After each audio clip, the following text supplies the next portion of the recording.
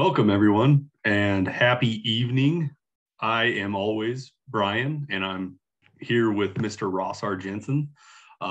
Tonight, we would like to bring you our top 10 first basemen, according to ScoutTheStatline.com. Ross, how are you this evening? I'm doing pretty good. Thanks, Brian. What kind of beer you got? The question that's on everybody's mind. Okay. The last couple times we've done the beer of the pod, I've done something that's been kind of like something from overseas, something international, or from the other side of the coast. This time I went local. This is Sockeye Dagger Falls IPA. This is brewed here in Boise, Idaho. This is where I'm from. And Sockeye is one of my favorite breweries around town here. It's a good IPA with kind of a heavy grapefruit flavor. A lot of people here that drink this IPA love this, and they say it's the best IPA you can find, with few exceptions. So I'm going local this time, giving some props to a good brewery and a good beer, Sockeye Dagger Falls IPA. What do you got? It's my favorite beer. It's very well known, but one thing about Coors Light is the majority of the grain that Coors Light gets, they get from Montana, and they get it right outside of the Bridger area. Once again, Coors Light, everybody. I do want to mention, I got a new hat.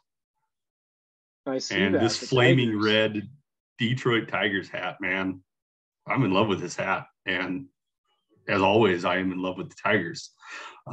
We will not be talking about a Tiger tonight, just as a little spoiler. First, before we jump too deep into the first baseman, I want to say we just did catchers last week, and we noted that the catching position was really deep, and we had some guys on there that we were talking about that like we felt like were top tens. I do not feel like that is really the case with first base, and there's a couple of reasons why, and I want to touch on that. But really, the first base position it seems like it's really shallow. It's one of the shallowest positions that I would say that we have in the minor leagues coming up right now, which is not too surprising because it's pretty shallow in the major leagues as well. Yeah. But I think the big problem specific to the minor leagues is that's usually the last position that they try to put players. They'll usually try them everywhere else on the diamond. And then if they don't end up working out, they'll find their way to first baseman. There's a few exceptions to that, but I'm thinking of like guys like Vladimir Guerrero came up as like a third baseman. He ended up moving to first. A lot of people knew that was going to happen eventually, but they held on to it as long as they could. And we'll see that happen with some of the other guys coming up at other positions as well. As they grow, as they get bigger, they'll move into first base. An exception to that, I think, is Cody Bellinger, who came up as a first baseman and is now, an outfielder, yeah, defensive whiz out there too. So that's a bit of a confusing one. He came up as a very good defensive first baseman too. So I don't know why he wasn't tried elsewhere earlier. Let's kick it off. Let's kick it off with number 10 of the first baseman Scout the Statline's rankings. And that is going to be Mr. Ryan Noda, Los Angeles Dodger, 26 years old.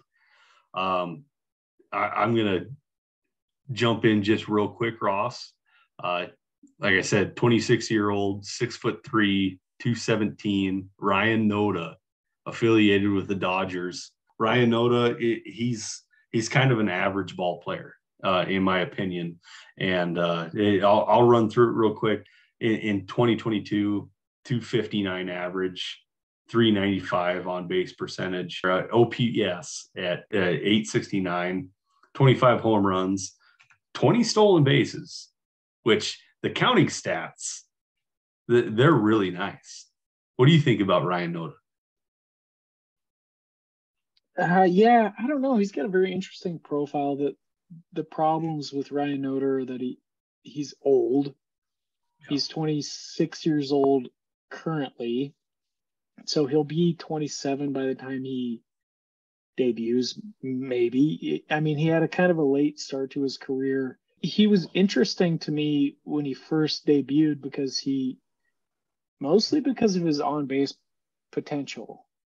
And that hasn't really dissipated, but the K rate has remained steady. It's grown a little bit as he's moved up, which is a bit problematic. So in 2018, he compiled 109 walks, which I thought was really interesting. He was kind of on my radar at that point.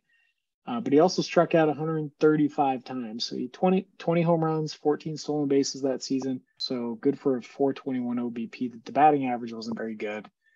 And the strikeouts were too high. Now, as a 26-year-old in AAA, you went through the stats.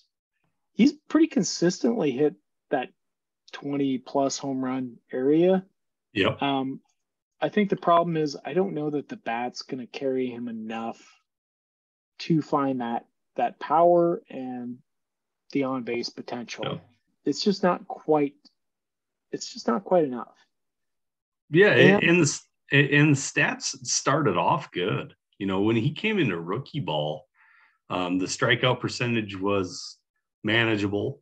The walks were there. You know, he had 60 strikeouts and 59 walks at 214 at bats. But from there, man, those strikeout percentages are scaring the crap out of me. 135, 138, 127, 162 this year in 464 at bats. That strikeout percentage cannot exist. That's way too high. Yeah. And he's on the Dodgers too. So, you know, I guess their incentive to give him some major league exposure is very low because they've got so much talent. And that could stunt his development as well. I think this guy is trade bait. That's the way that I view it. I think he would be good to be traded to another organization that might have a need at first base. Yeah. Otherwise, I don't know that I see him cracking the lineup and making much of a dent. The best case scenario, though, this guy could be an on-base home run hitting type of guy. So there's some potential there. I just don't know that we'll see it with the bat carrying it to get to those levels well enough. Yeah, certainly. One thing I like to say is quad A players. You get stuck in between that zone where you're shuffling in between the major leagues and AAA. And then you don't really get to forecast what your talent really is because you're not getting at bats consistently at AAA or in the minor leagues.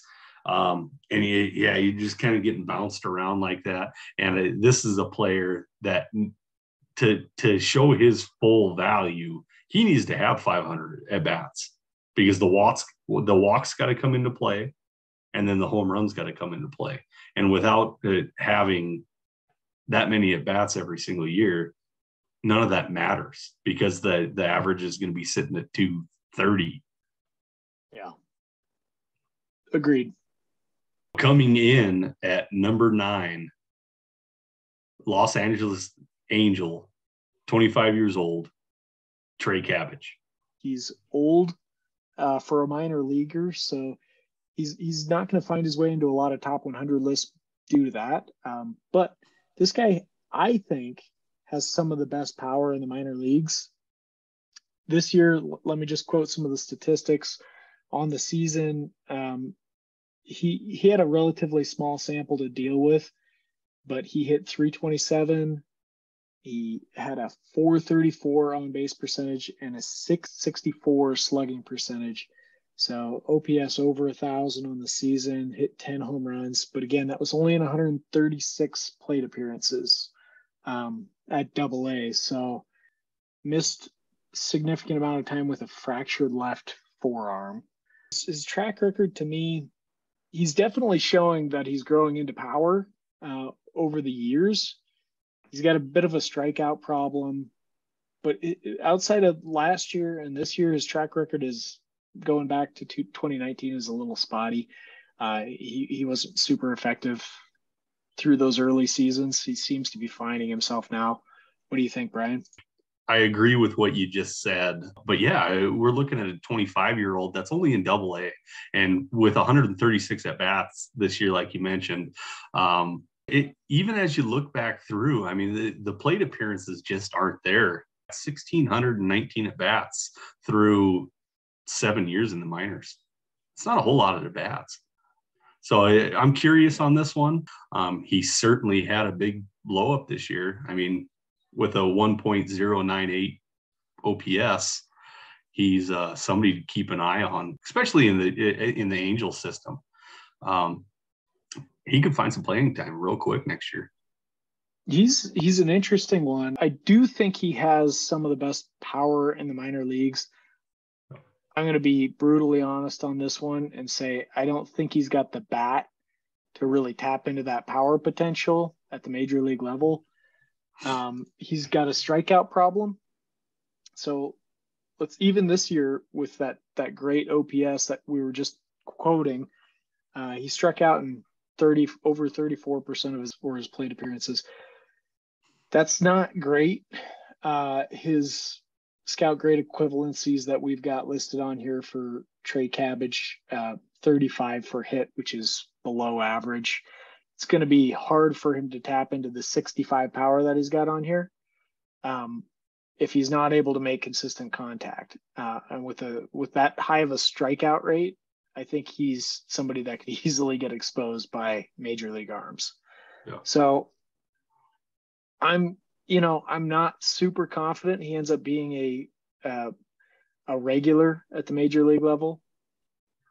But if he does find a way to keep that production going, he does have a lot of power that he could add to a team. I apologize if I missed it, but did ScoutTheStatline.com, did they have a player comp on this gentleman, Trey Cabbage? Ian Happ. Yep. Which makes sense. Ian Happ is a similar kind of guy. I think Ian Happ is a little more talented version of somebody like Trey Cabbage. Agreed. All right. Coming in at number 8, 20-year-old out of Oakland, one of my favorite prospects, Tyler Soderstrom. Once again, Tyler Soderstrom with the Oakland Athletics, 20-year-old. Ross, run it down for us. Okay, Soderstrom, he played through multiple levels this year, starting in high A, playing through double A a little bit, and then he got a promotion to triple A at the end of the season. Overall in the year, he hit 267 with a 324 OBP and a 501 slugging percentage, 29 home runs. So he flashed pretty solid power. My concern would be a little bit with the plate discipline. He had 40 walks, 145 strikeouts, a lot of strikeouts. But for a 20-year-old to make it to the highest levels of the minors, I think that's pretty impressive.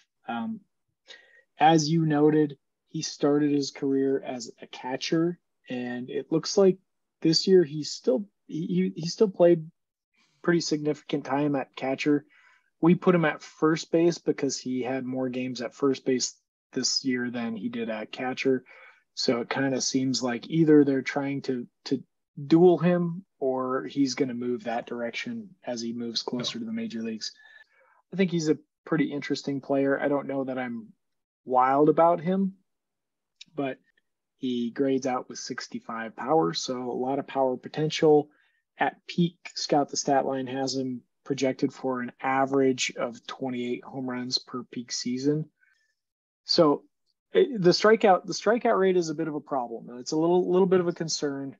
I'm not real concerned with it because, he's still pretty young. He played most of his time at high A this year, but also moving up through double A and into triple A, that's pretty impressive for a 20-year-old. So I'm not super concerned with that. Something to watch for next year for sure.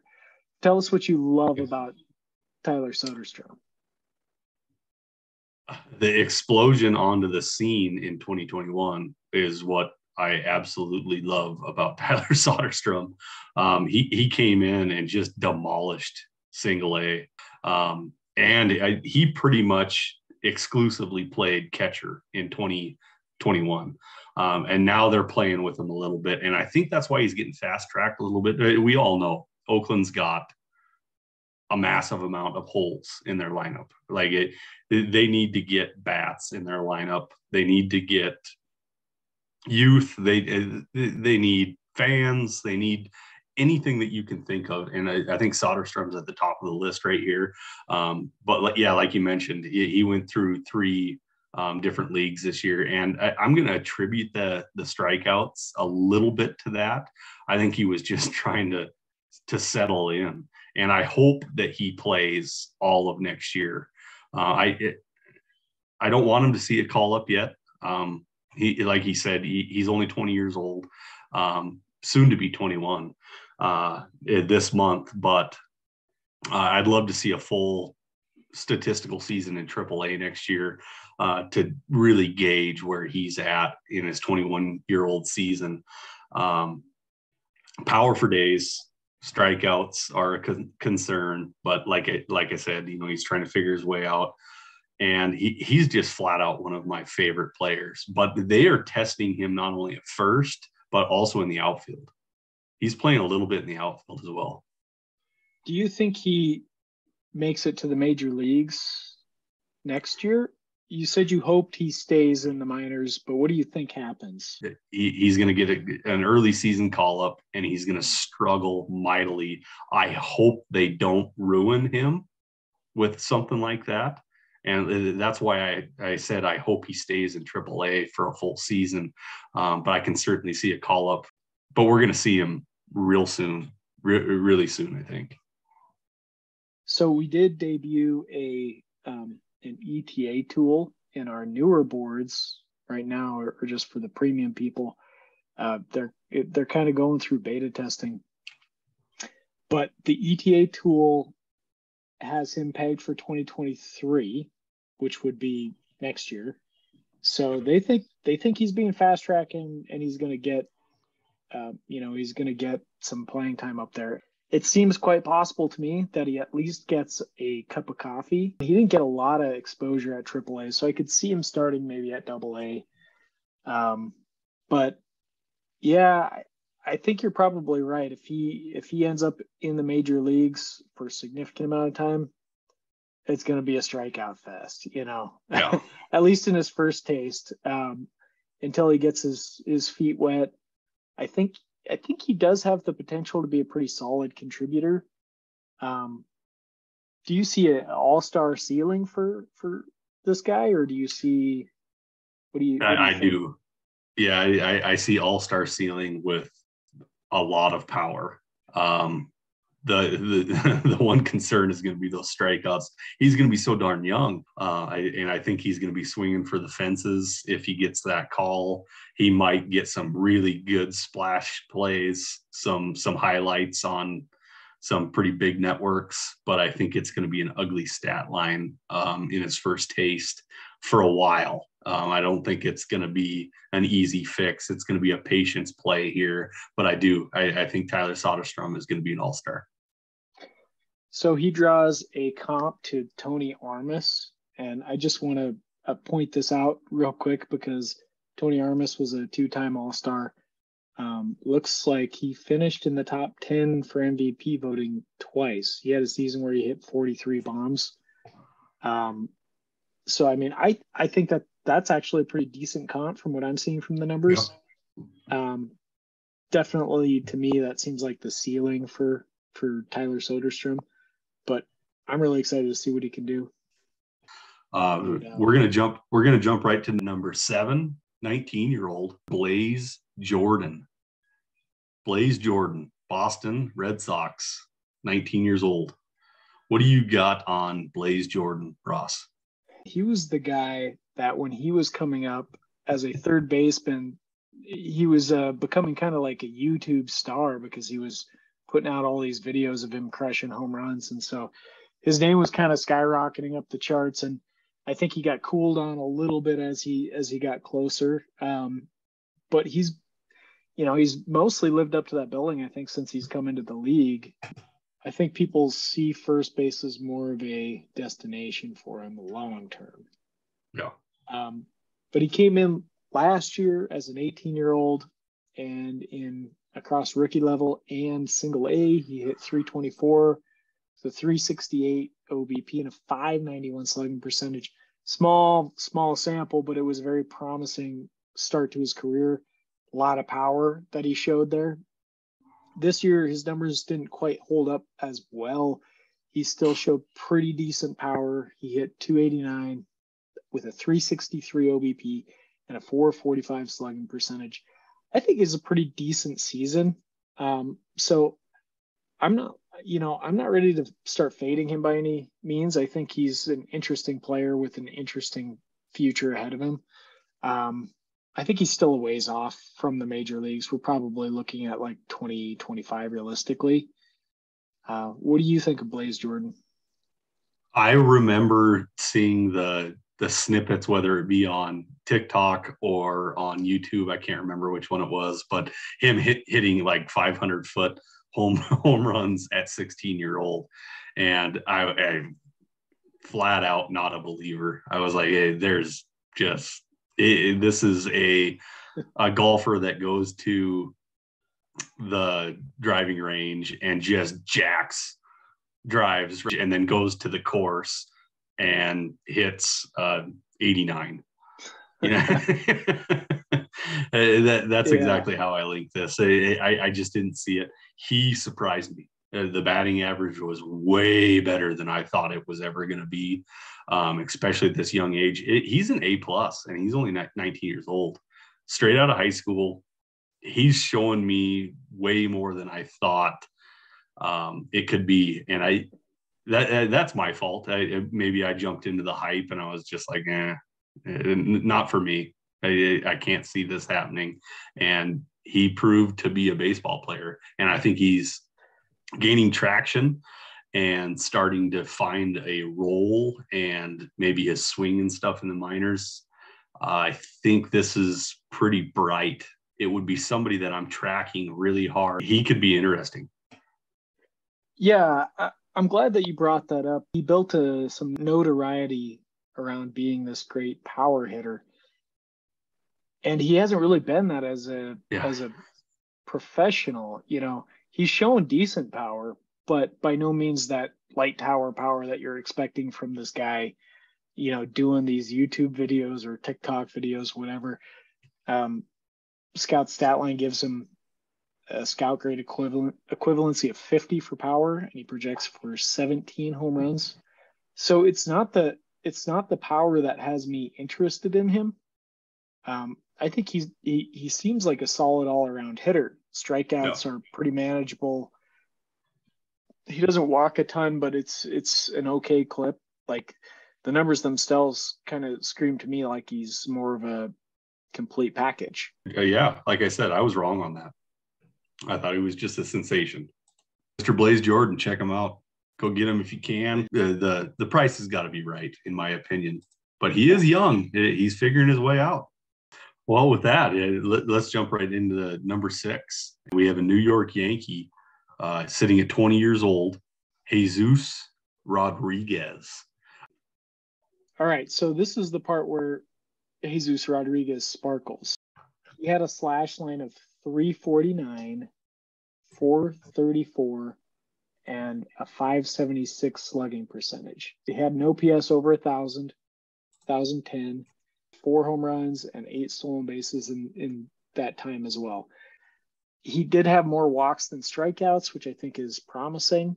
Only 152 plate appearances. In 2019, pre-COVID, he hit 310 with a 403 OBP and a 552 slugging percentage. There's multiple red flags in this guy's profile. One, he's old to be at rookie level.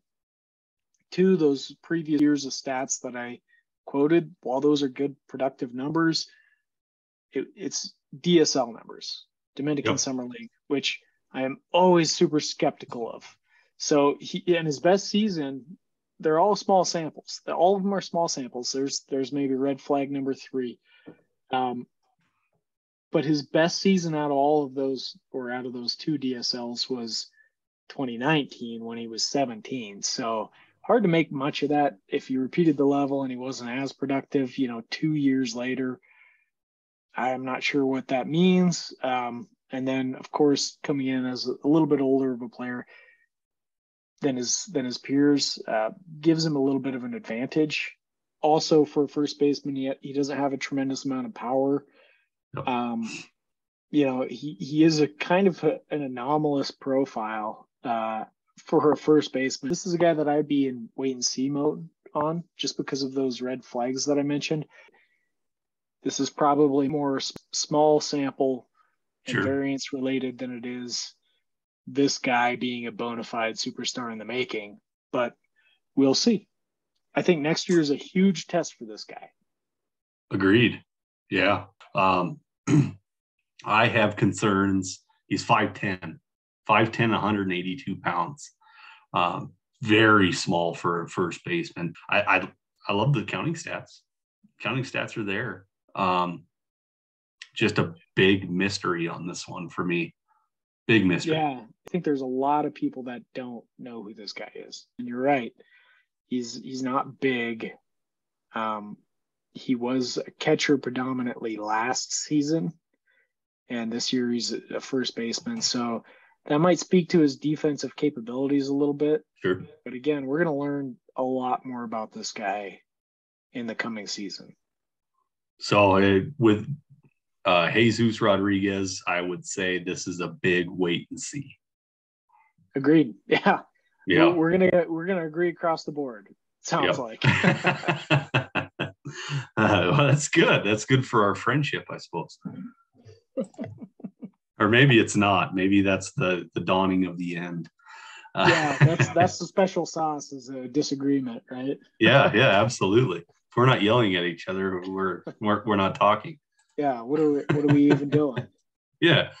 All right. Number 5, Jhonkensy Noel, Cleveland Guardians, at 20 years old.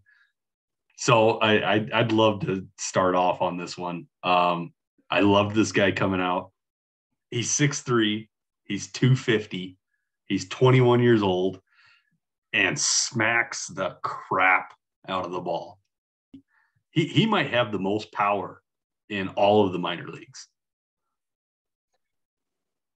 Yeah, I agree with that, actually. I think he's one of the he is one of the guys in the running with the best power in the minor leagues. No doubt about that.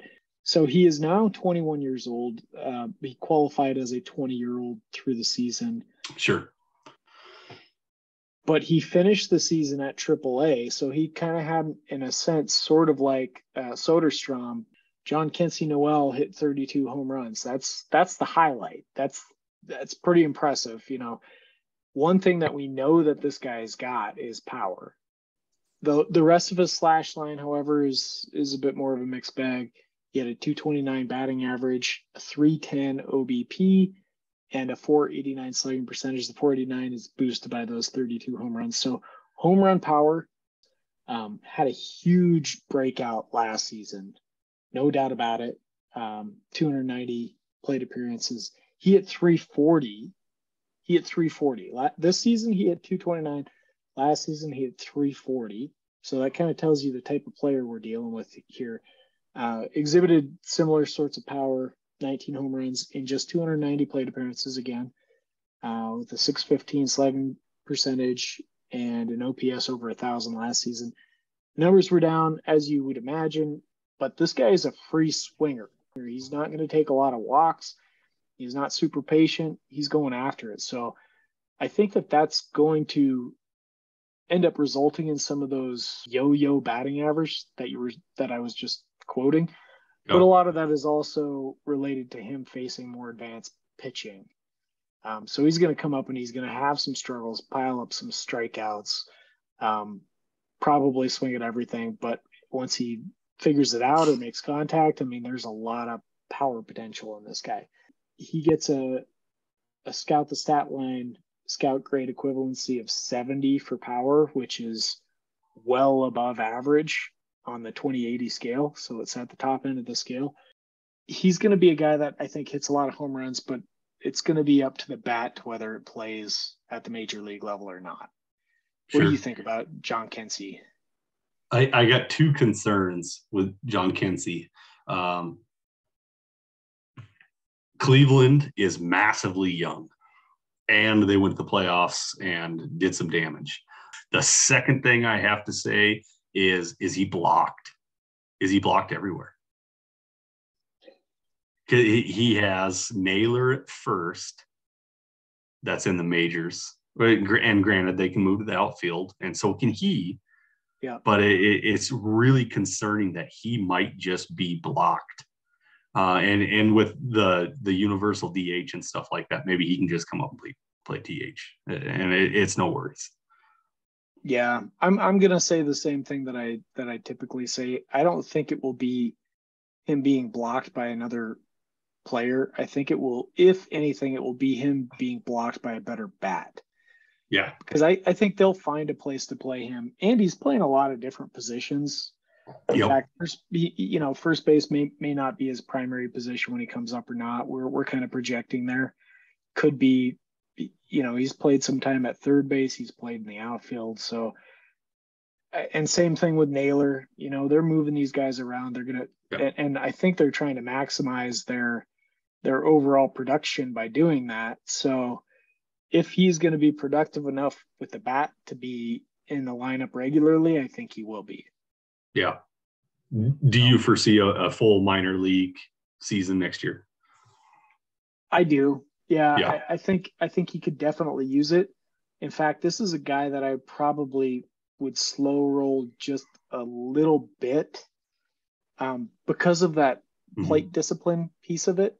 They need to give him some time to learn how to deal with certain types of pitches, not be so aggressive, swing at everything, be a little more selective, because that's gonna be what ultimately makes him that productive player that they need to get into the lineup. That's the key. He can hit home runs, and we know how valuable home runs are at the major league level. But if he doesn't find that plate discipline, I'm not sure that the bat is good enough to make up for that. Yep. Now, there is a chance he can have like an Eloy Jimenez sort of career where he's making enough contact that he doesn't need to, dramatically increase his plate discipline. My general belief is that it's probably easier to develop the discipline than it is to train the bat to be more effective. Yeah. So. And I like that comp right there that you just threw out there. I think that's a really, really good comp other than the average, just body type, similarities and stuff like that. So he's got a projected future stat line right now of 231 batting average with a 304 OBP and a 462 slugging percentage, 33 home runs per 600 plate appearances. It's pretty solid. It's above average.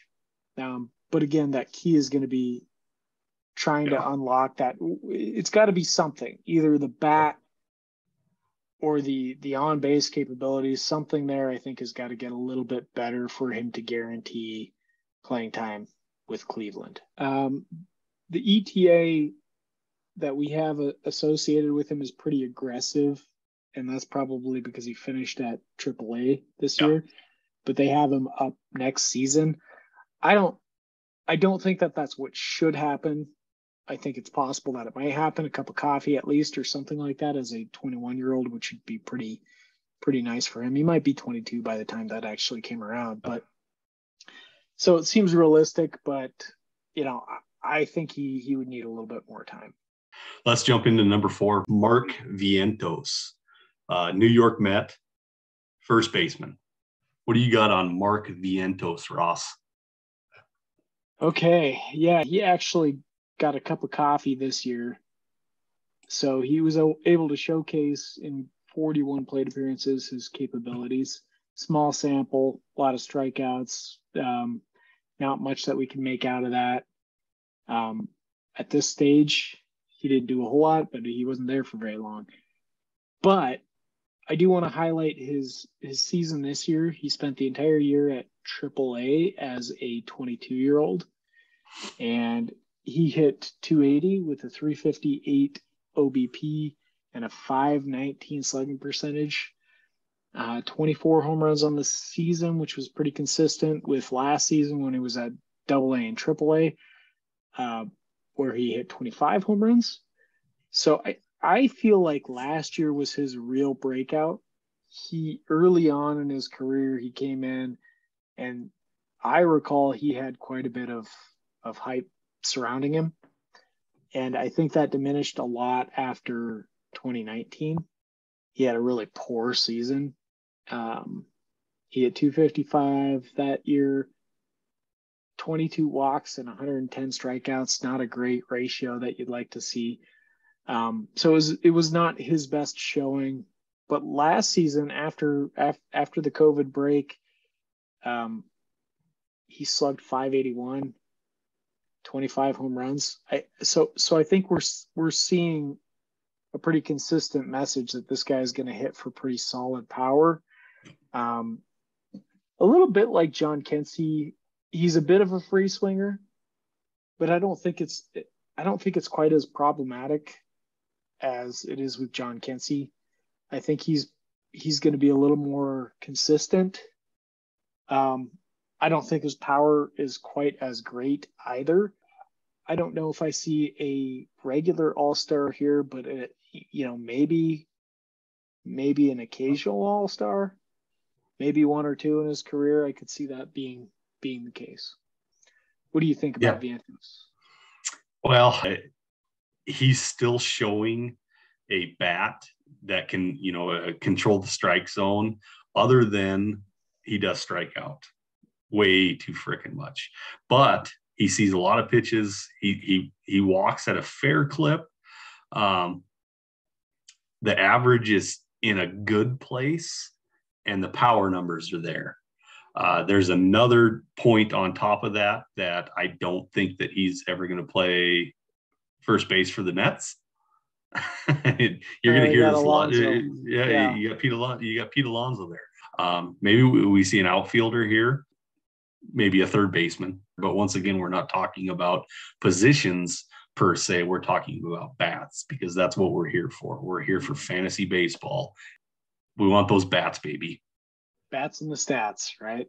Bats and the stats. But you're right. He might not be a first baseman. And he's pretty blocked by Alonso. Yeah. Might be a third baseman. He spent most of his time there this season. So again, we're projecting where we think this guy ends up to some extent. And, his defense is in question a little bit. So we'll see, I guess. Yep. We'll see what he's able to do. But if he gets on the field, I think we're looking at pretty decent power. I don't know if he's giving you a ton more than that. With the pedigree's there. The pedigree's there. It's another wait and see for this upcoming season. It's really going to be able to place him. The things to highlight here, I think, is pretty good power. He grades out just below Jhonkensy with a 65 power on our Scout grade equivalency and a 50 hit tool. So his hit tool is a little bit better. His power is a little worse than Jhonkensy. Projects for 29 home runs per 600 at-bats. That's great. The strikeout rate is a concern. Yep. This year, it was over 28% on the season. So that's something that you want to keep an eye on. And clearly it's affected him before, as we saw in 2019. That strikeout rate was problematic. So I think he's making the developments he needs to. He gets a comp to Matt Adams, so I don't know if that's a good thing or a bad thing. Just depends on your perspective. But Matt Adams, I also think, was a better minor leaguer than Mark Vientos is now. So good stuff. Good stuff. Let's move on. Let's bring in somebody that I don't think a lot of people even know exists, and it is another Red Sox. And he's 23 years old, but it was somebody that I jumped on, and it's Niko Kavadas. Niko Kavadas, 23-year-old Boston Red Sox. He might be one of those players that I don't care what he's going to do in the future. I'm in love with him now. He is a little bit old. little touch old, and that's funny to say to it. He's actually 24-year-old as of 5 days ago, but that's okay. He did touch AA this year. Ross, would you like to jump through the stats on this one? Yeah. Niko Kavadas was a bit of a Scout the Statline controversy, I think, this year, because he's one of those guys, as soon as he qualified for our list, he was very high ranking. And there were concerns that he was kind of breaking our system because, those guys with the small samples, if they're really hot to start seasons or whatever, or to start their careers, that can prove a little problematic for us. And then we have to figure out, is this still defensible, or, is it okay to just wait this out and see how he plays out? Or should we be doing something more to, maybe increase our plate appearance threshold? These are the type of guys that make us ask those questions, because Niko Kavadas started the season so blazing hot. And I want to step through all the levels of the minor leagues, because he played this season as a 23-year-old. Yeah. But he was in the low minors. And these numbers are pretty mind-blowing. So that's why, like, he popped up into the top 10. I think he was top 5 for a minute there. But at single A, he hit 287 with a 453 OBP and a 609 slugging percentage, a 1062 OPS. So he was off to a great start. He got promoted. Immediately, I was thinking, here's a test. This is good. This is good to see what he's actually capable of. He continued to mash. He hit 308 with a 472 OBP and a 592 slugging percentage. So he actually improved his numbers. So he received another promotion. This was near the tail end of the season. His biggest test at AA. Okay, the numbers finally came back down to earth. He dropped out of the top 10, out of the top 20 in our list. Currently, he ranks 29th. So he didn't drop a ton, but he dropped at least out of those top places. It's a little easier for us to feel comfortable with that. He hit 222 with a 370 OBP and a 333 slugging percentage. That was only 100 of his 515 plate appearances. So the numbers overall in the season were very good. A lot of strikeouts, a lot of walks, and a lot of power. That's what you get from this guy's profile. And I would imagine that some of those grade out to be some of the best in the minor leagues. So I think what we know from this guy, at least at this point, there's still some question marks because he's still old. He's still old for where he's playing at. He's now 24. He'll be probably repeating AA to start next year. It's not super old. And we've seen that before. There's guys like Ryan Howard that have come up late in their careers. I mean, he didn't debut until I think he was 25 or 26. And then he hit like 50 bombs. He was ready to go. I think there's one concern with Kavadas, and that's the strikeout rate. He walks at such a high rate as well that I don't think it's a huge concern, but it's near 30%. So that's something to highlight. Again, he walks so much that I don't think it's a big deal. Certainly patient.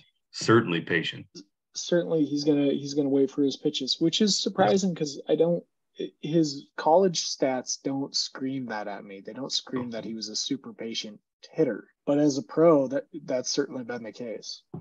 Personally, I'm still not 100% sold. But I mean, even going back into his college career, his last season at Notre Dame, he slugged 767. It's insane. Yeah. Somehow this guy just continued flying under the radar. So I guess my perspective is he's underrated, but I'm still not 100% sold on him anyway. He was an 11th round draft pick, 316 overall out of Notre Dame. Like you said, he's just getting slept on.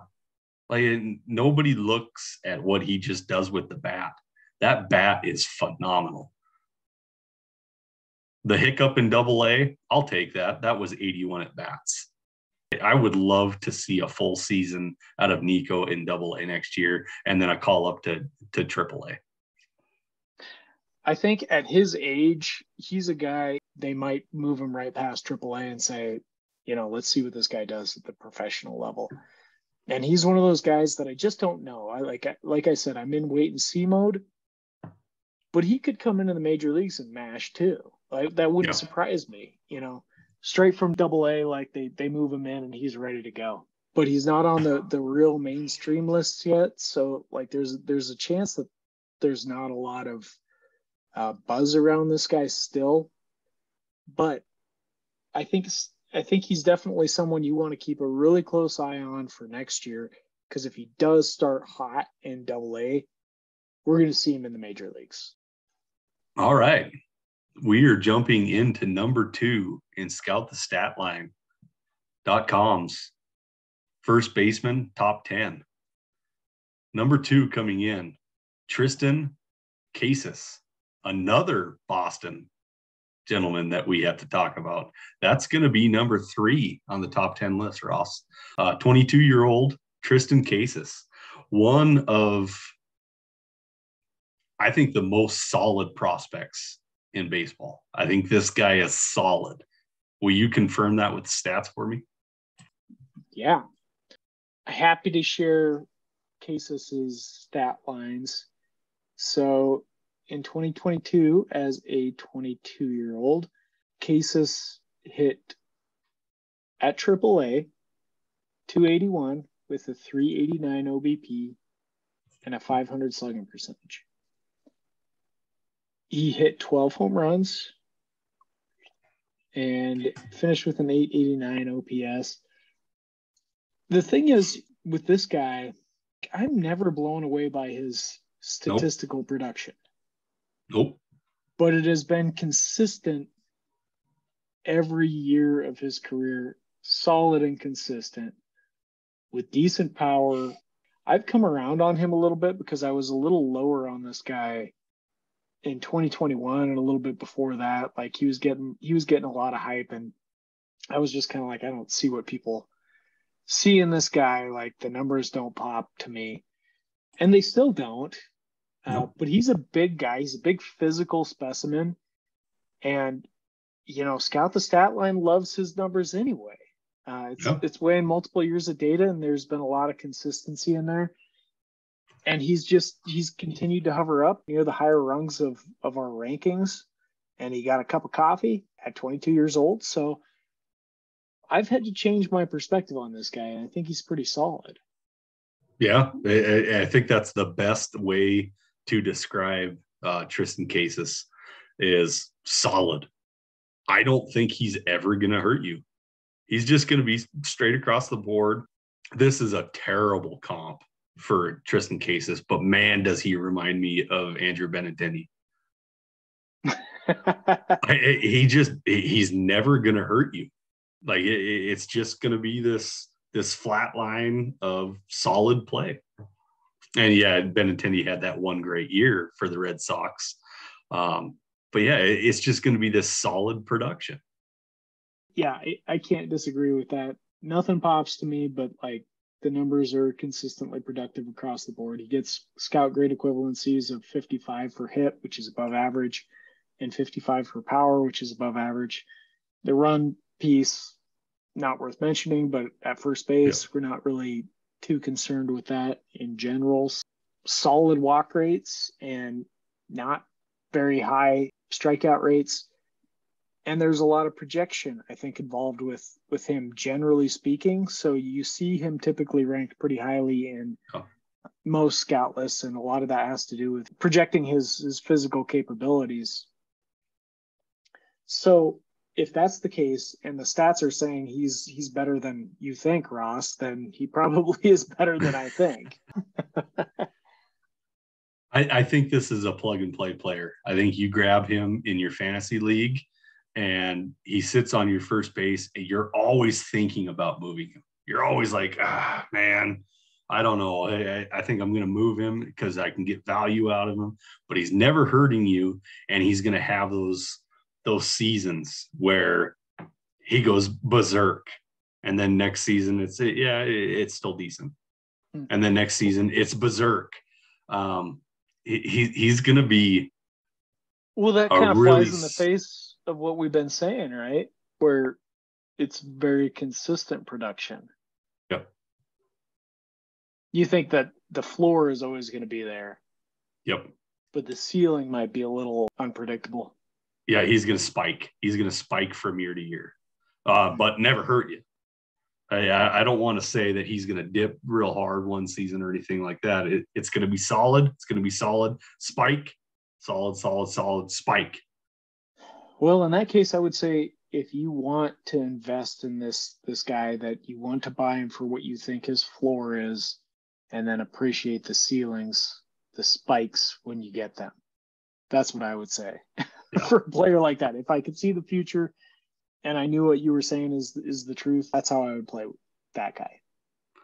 What is the comp on Scout the Statline for Triston Casas? It's not a really favorable comp. It's Geronimo Baroa. Do you know Geronimo Baroa? I don't think I do. He had solid career numbers, 36 home runs one season. So this is actually interesting as a comp because, as I was saying, solidly consistent, pretty good. And I'm looking at Geronimo Baroa's stats, and I'm like, those are a lot better than I remember. So maybe that's the key. Is there's something I missed in these guys, and that's what. Is there spiky seasons, kind of how I was describing it? He was just very solid from 1994 to 1997. During those 4 seasons, he had a 288 batting average, 359 OBP, and 485 slugging percentage, 97 home runs. That's a pretty good peak. That's a pretty solid peak. That's just an interesting one. My advice on Triston Casas is if you like to not have to turn and burn your lineup every single day, this is going to be your player. Your number one on scoutthestatline.com is going to be Kyle Manzardo, a 21-year-old that plays for the Tampa Bay Rays. Now, I want to take a back seat to this one because you, my friend, are a huge fan, right? Yeah, I'm a big supporter of Kyle Manzardo. So take it away. Give it all to us, Ross. You're a huge Manzardo fan. I think I wrote him up in my first article with the Dynasty Guru this year, Kyle Manzardo. And he was injured. He got injured early on in the season. He flashed some good stuff, and then he got injured with like a thumb injury, and he was gone for a few weeks. And it was a real bummer because I was like, the small sample looks interesting. I'm excited to see what this guy can do. And then he came back and he just mashed, and he mashed all season long. I loved it. Kyle Manzardo. And Scout the Statline loves him too. It sees him as an offensive force. And I don't even want to say that lightly, because this is a guy that, for those that are listening right now, most leagues are not probably super keen on this guy. He's not showing up on a lot of the bigger name, mainstream, top 100 types of lists. MLB.com, they don't have Kyle Manzardo in there. I don't believe that Baseball America does either. Now, granted, those sites consider defense as well, and it sounds like he's very defensively limited, but the bat appears to be one of the best in the minor leagues. And I think it's fairly indisputable at this point. He's almost got 500 plate appearances in his minor league career, and he's a career 330 hitter. He was a great hitter in college as well. I mean, there's just no weaknesses in this guy's offensive profile. So let me go through it. This year, aggregate on the season, he hit 327 with a 426 OBP and a 617 slugging percentage. That was across high A and double A as a 21-year-old. His age is still relatively young for where he's at. And he was incredibly consistent between those two levels too. So he hit 329 in high A, he hit 323 in double A. He had a 436 OBP, very high, and a 402 OBP at double A. It was a little bit lower. And then at high A, it was a 636 slugging percentage, double A, 576. Just, he had a great season. And he's showing no signs of slowing down, playing at multiple levels. So I'm a big fan of this guy. He grades out with some of the best overall hitting skills in the minor leagues. The scout grade equivalency for Kyle Manzardo is 70 with the hit tool and 60 with power. So well above average hit and pretty good power too. And what's the comp sitting at? The comp for Kyle Manzardo is Carlos Quentin. Looking back on his career, he did have a 36 home run season. I hardly remember that too. That was early on in his career. Was a two-time All-Star. He had a better career than I remember, apparently, but was a career 252 hitter with a 484 slugging percentage. So what Manzardo grades out to with his Scout the Statline peak projections, again, these are average peak numbers. They project him for a 278 batting average with a 378 OBP and a 496 slugging percentage, 24 home runs, and almost walking as much as he strikes out. So now I've highlighted all the things that I love about Kyle Manzardo. I think he could be one of the better hitters. The ceiling for Kyle Manzardo offensively is one of the better hitters in the major leagues, in my opinion. And when I say that, I mean top 20. I think he'd be consistently a top 20 hitter in the major leagues. The red flag here, he plays for the Tampa Bay Rays, and he's defensively limited, which is a problem. Yep. This is the same organization that had Nate Lowe, and they traded him. And Nate Lowe was a good offensive player in the minor leagues, and he had a great season this year. So there is some risk that they just don't like that kind of player. They like guys that they can move around. And then on the flip side, they got a guy like Wander Franco who they brought in, and he's played just shortstop. And, they know he's got an all-star level ceiling, more than that. He's got an MVP level ceiling, and they've put him where they think he deserves to go, and they're just letting him do his thing. So there's the two sides to it. Manzardo is not the Wander Franco caliber prospect, but his offensive upside is maybe a touch below Franco's. So it's not far off. Is it enough for them to overcome the defensive limitations that he potentially poses and let him play the position that he should be at, which is first base? Yeah. We'll see. Yeah. What do you think about Kyle Manzardo?